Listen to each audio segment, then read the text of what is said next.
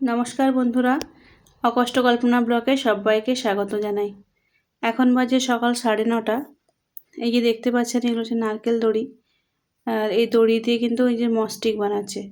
যদিও মস্টিক বানাতে নারকেল ছোবড়াটা ভীষণ প্রয়োজন, কিন্তু নারকেল ছোবড়া যেমন সবসময় পাওয়া যায় না, তেমন ওটাতে বানানোও ওটা সহজ নয়। তাই নারকেল দড়ি কিনে এনেছে। আর এটা দিয়ে মস্টিক বানানোটা খুব কিন্তু সহজ। দেখুন, খুব ইজিলি কিন্তু এটা হয়ে যাচ্ছে। এটা দুটো করে ফের দিচ্ছে যাতে একটু মোটা হয়। আর আমাদের বাগানে যে মানি প্ল্যান্টের গাছগুলো হয়েছে, সেখান থেকে তুলে নিয়ে এসেছি কয়েকটা, নিয়ে এসে যে টবে তৈরি করেছে। আর এগুলোকে তোলার জন্য এই মস্টিক বানাচ্ছে। আরও ছোটো ছোটো অনেক চারা ওই কনে বানিয়েছে, ওগুলোর জন্য অনেক মস্টিক বানাবে। আর এই যে দেখুন পাতাবাহার গাছটা, এর কতগুলো চারা বেরিয়েছে ভেতর থেকে। এখান থেকে অনেক চারা তৈরি করা যাবে। আরও অনেকগুলো মস্টিক বানাবে, যাতে আরও অনেকগুলো মানি প্ল্যান্ট গাছগুলোকে তোলা যায়। এবং প্লাস্টিকের যে পাইপগুলো হয় সেগুলোতেই তৈরি করছে। আর এগুলোতে তৈরি করতে খুব সহজ, কিন্তু খুব সহজে হয়ে যায়। আর এখানে দেখুন দুটো পাইপ রাখা আছে, এগুলোতেও মস্টিক বানাবে। অনেকগুলো নারকেল দড়ি কিনে এনেছে। আর হচ্ছে মিলি, আমাদের পাশের বাড়িতে থাকে। এই যে আমার মেয়েকে সাজাচ্ছে। কি করছিস তাকে? কি সাজাচ্ছিস? রাধারানী সাজাচ্ছি। রাধারানী? এই যে চুলটা দেখো কত বড়। আর এই যে ক্লিপগুলো দেখো কতগুলো। ছোট চুলটা তো ভালোই ম্যানেজ করেছিস, ভালো লাগছে দেখতে। এই যে এত ইচ্ছে ফুল আছে, আমি ছাড়ি ছাড়ি দেবো। টাটা, আমরা আবার লুক করে দেখা করব। ওকে।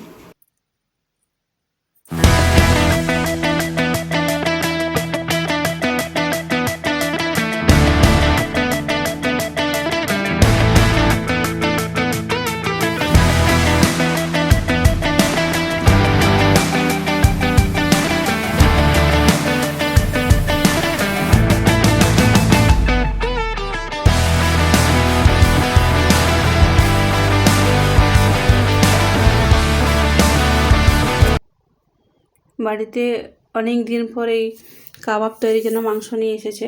আমার মেয়ে অনেক দিন থেকে বায়না করছিল যে কাবাব খাবে, তো তার জন্য এই যে চিকেন নিয়ে এসেছে। এই দেখুন, এটাকে ম্যারিনেট করে নিচ্ছি। আদা রসুনের পেস্ট, আর হচ্ছে লবণ, আর হলুদ গুঁড়ো, লঙ্কা গুঁড়ো আর তেল দিয়ে এটাকে ভালো করে ম্যারিনেট করে রেখে দেবো। আর এটা যতক্ষণ ম্যারিনেট হয়ে থাকবে, এর মধ্যে ফ্লেভারগুলো খুব ভালোভাবে ঢোকে। তাই এগুলোকে ভালো করে আগে ম্যারিনেট করে নেব, নিয়ে এটাকে ফ্রিজে রেখে দেবো। যতক্ষণ রাখা যায় ততক্ষণই ভালো। প্রায় 3-3.5 ঘন্টা মতো রেখে দেবো ফ্রিজে। যদিও কাবাব তৈরি করার জন্য বোনলেস চিকেন হলে খুব ভালো হয়, কিন্তু বোনলেস চিকেন পাইনি, অল্প একটু কিন্তু এর মধ্যে বোন আছে। তো যেটুকু আছে অসুবিধা হবে না, যেহেতু মাইক্রো ওভেনে করবো, খুব একটা প্রবলেম হবে না। তো এটাকে ভালো করে মিশিয়ে নিচ্ছি। যা ভালো করে মাখাতে হবে যাতে ভালো এর মধ্যে ফ্লেভারগুলো ঢুকে যায়। এই দেখুন, ভালো করে একে মাখিয়ে নিয়েছি।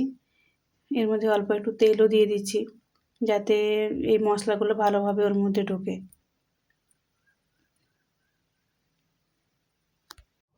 তো মেয়ে অনেক দিন থেকে বায়না করেছিল কাবাব খাবে, তাই চেষ্টা করছি, দেখা যাক কতদূর কী করতে পারি। এই দেখুন, এটাকে ভালো করে মাখিয়ে নিচ্ছি। এবার এটাকে ফ্রিজে রেখে দেবো 3 ঘন্টা বা 3.5 ঘন্টার জন্য। আর বাড়িতে অনেক দিন পর মৌরলা মাছও নিয়ে এসেছে। এখন তো মৌরলা মাছ খুব একটা বাজারে পাওয়া যায় না, আর যদিও পাওয়া যায় প্রচুর দাম, 500 টাকা দাম। তো আমি যেটা নিয়ে এসেছিলাম, এর মধ্যে যে বড়গুলো ছিল সেগুলো দিয়ে একদিন বাটি তরকারি হয়ে গেছে। আর যে ছোটো ছোটোগুলো ছিল, এগুলো দিয়ে আজকে একটু চচ্চড়ি বানাবো, আলু বেগুন দিয়ে তরকারি। বাপের ঘরে যখন থাকতাম তখন মা এগুলো বানাতো, এত সুন্দর লাগতো খেতে। তো আমি সেইভাবে বানাতে পারি না, কিন্তু চেষ্টা করি বানানোর জন্য। দেখুন, আলু আর বেগুনগুলোকে ভালো করে ভেজে নিয়েছি। তো এরপরে যে মৌরলা মাছগুলো ভেজে রেখেছিলাম সেগুলো এর মধ্যে দিয়ে দেবো, দিয়ে ভালো করে নেড়ে নেব।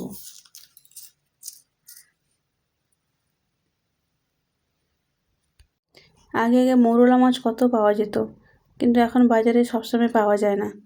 দাম হলেও যে সবসময় পাওয়া যাবে তার কোনো মানে নেই, মাঝে মাঝে এগুলো দেখতে পাওয়া যায়। এই দেখুন তরকারিটা হয়ে গেছে, এই দেখতে হয়েছে এটা। এবার কই মাছ নিয়ে এসেছিলো বাজার থেকে, আর কই মাছ কিন্তু এখন সারা বছরই পাওয়া যায়। ফিশারির কই মাছ আর দেশি কই মাছ বোঝাটা কিন্তু খুব মুশকিল। এটা রান্না করে নেব। এই দেখুন চিকেনটা নিয়ে নিয়েছি, এবারে কাবাবটা তৈরি করব। তো এই কাবাবটা তৈরি করার জন্য কতগুলো স্টিক নিয়ে নিয়েছি। তো এই স্টিকগুলোতে একটা করে চিকেনের পিস, একটা করে পেঁয়াজ, স্লাইস করা পেঁয়াজ আর হচ্ছে ক্যাপসিকাম, তো এইভাবে করে সাজিয়ে নেব। যেহেতু এটা 300 চিকেন ছিল, খুব একটা বেশি হবে না, মোট 5টা মতো স্টিক হয়েছে। এই দেখুন একটা করে সাজিয়ে নিচ্ছি। যেহেতু বোন একটু ছিল, তো তার জন্য স্টিকে ঢোকাতে একটু প্রবলেম হচ্ছিল।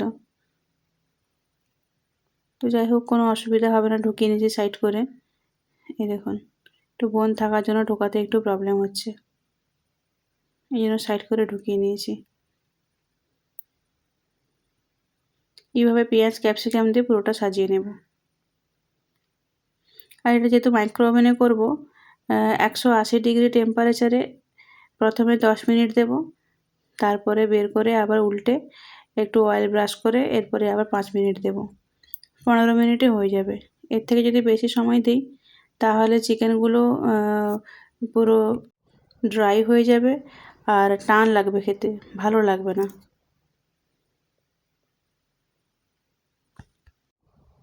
শক্ত হয়ে যাবে চিকেনগুলো। তো 15 মিনিট যদি রাখা হয় তাহলে ওটা একটু জুসি জুসি টাইপের হবে, খেতে ভালো লাগবে। এইভাবে আমার 5টা স্টিক হয়েছে 300 গ্রাম চিকেনে।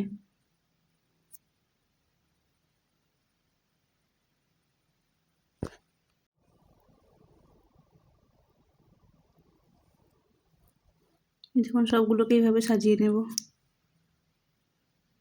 মাইক্রো ওভেনের দিকে তাকিয়ে কি অবস্থা। কে বসে আছিস কেন? কাবাব খাবো। খাওয়া হয়নি এখনো? এখন একটু পাপড় খা, তারপরে হ্যাঁ এখন পাপড়টা খা। একবারে কাবাব মুখে ঢুকবে আর আমি কিছু না। মনোব্রত কাবাব খাবার জন্য মনোব্রত রেখেছি। খাওয়া বলে একবার তো মুখে ঢুকবে, আর কিছু ঢুকবে না তার মুখে। কাবাব দিয়ে আগে মাইক্রো ওভেনের দিকে তাকিয়ে বসে আছে বেচারা।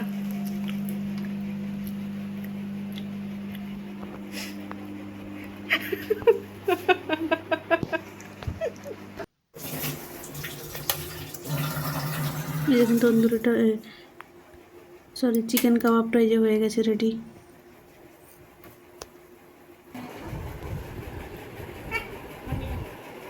এটা নেব, এটা নেব, এটা বাদ দিয়ে দেবো। আমি কটা খাবো? একটা না দুটো খাবো? একটা। না আমার হবে না। আমার ছবি সামনে আর মুখে ঢেকে আছি ভাই। শেষ শেষ। টেস্টি হয়েছে? Food blogger. সবাই ভালো থাকবেন, সুস্থ থাকবেন, নমস্কার।